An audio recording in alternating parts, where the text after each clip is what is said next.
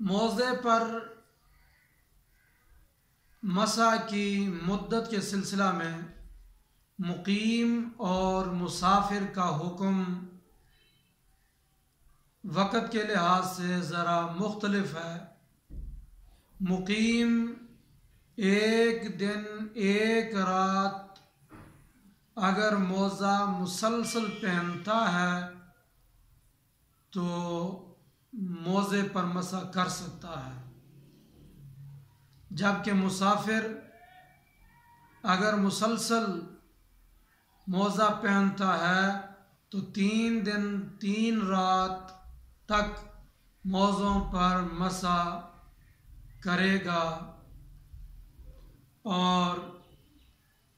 मोज़े पर जो मसा की मुद्दत है इसका आगाज़ मोज़ा बावुज़ू पहनने के बाद जब हदस लाहिक होगा,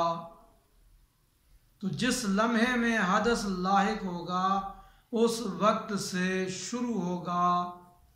और मुकीम एक दिन बाद ऐन उसी वक्त मोज़े उतार देगा, इसकी मुद्दत मुकम्मल हो जाएगी।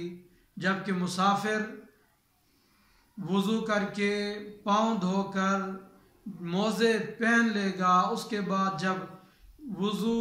टूट जाएगा, हदस लाहिक होगा,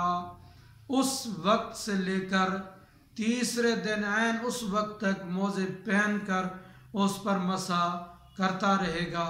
जैसे ही ये लिमिट मुकम्मल होगी अब मोज़े